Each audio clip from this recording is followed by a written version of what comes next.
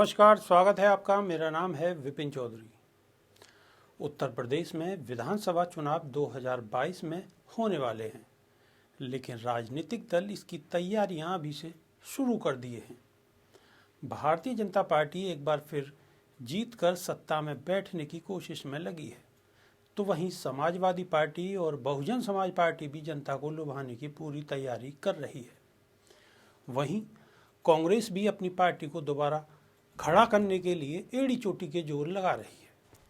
इसी बीच कई दल मिल रहे हैं तो कईयों के दिल मिल रहे हैं। कभी बीजेपी के सहयोग से यूपी में मुख्यमंत्री की कुर्सी पर बैठी मायावती वैसे तो बीजेपी को कोसने का कोई मौका नहीं छोड़ती, लेकिन इन दिनों उन पर आरोप लग रहे हैं कि उन्होंने बीजेपी से अंदर खाने गठबंधन कर लिया है। इस बात को और बल मिल गया जब बीजेपी ने राज्यसभा चुनाव के लिए अपने उम्मीदवारों की लिस्ट जारी की। इस चुनाव में ऐसे समीकरण बन रहे हैं जिससे बीजेपी 10 में से 9 सीटों पर जीत सकती है, लेकिन बीजेपी ने केवल 8 उम्मीदवारों की लिस्ट जारी की। बीजेपी के सभी 8 प्रत्याशी बुधवार को नामांकन करेंगे। ऐसे में 9वें प्रत्याशी के मैदान में उतरने की संभावना कम ही मानी जा रही है।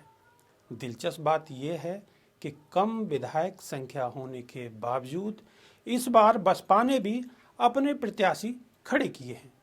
अगर बीजेपी प्रत्याशी नहीं खड़ा करती है तो बसपा की राहें आसान होती हैं।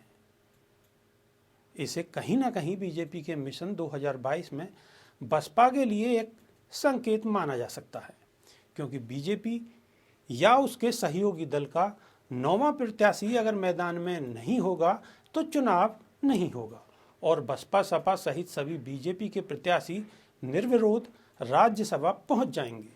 इसी बीच यूपी कांग्रेस ने आरोप लगाया है कि बीएसपी और बीजेपी के बीच छुपन छुपाई गठबंधन हुआ है। बीजेपी उम्मीदवार की लिस्ट जारी होने के बाद यूपी कांग्रेस ने ट्वीट किया, बीजेपी की हालत पतली है, बीएसपी उपचुनावों में बीजेपी को वोट ट्रांसफर करे, इसके लिए बीएसपी बीजेपी के छुपन छुपाई गठबंधन का ऐलान हुआ। दूसरी ओर इस लिस्ट में बीजेपी ने जातीय समीकरण को साधने की पूरी कोशिश की है।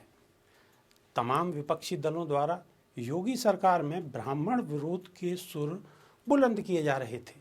वहीं इस लिस्ट में पार्टी ने 2 क्षेत्रियों के और 2 ब्राह्मण प्रत्याशियों को जगह देकर कहीं ना कहीं संतुलन साधने और विरोधियों को जवाब देने की भरपूर कोशिश की है। बीजेपी ने क्षत्रिय, पिछड़े, एससी और अल्पसंख्यक समुदाय के साथ महिलाओं की नुमाइंदगी का भी ख्याल रखा है। बीजेपी की लिस्ट में सीमा द्विवेदी और गीता शाक्य 2 महिला चेहरे भी हैं। वहीं जातियों की बात करें तो अरुण सिंह, नीरज शेखर क्षत्रिय, हरद्वार दुबे और सीमा द्विवेदी ब्राह्मण और बीएल वर्मा और गीता शाक्य पिछड़े वर्ग से हैं, जबकि यूपी के पूर्व डीजीपी ब्रजलाल एससी और हरदीप सिंह पुरी सिख हैं। निर्वाचन आयोग ने राज्यसभा सीटों के लिए चुनाव की घोषणा 13 अक्टूबर को की थी। इन सीटों के लिए चुनाव की अधिसूचना 20 अक्टूबर को जारी हो गई है। घोषित कार्यक्रम के अनुसार 27 अक्टूबर नामांकन की अंतिम तिथि है। 28 अक्टूबर को नामांकन पत्रों की जांच होगी। 2 नवंबर तक नाम वापस लिए जा सकेंगे और 9 नवंबर को सुबह 9 बजे से शाम 4 बजे तक मतदान होगा। उसी दिन शाम 5 बजे से मतगणना होगी और परिणाम घोषित कर दिए जाएंगे।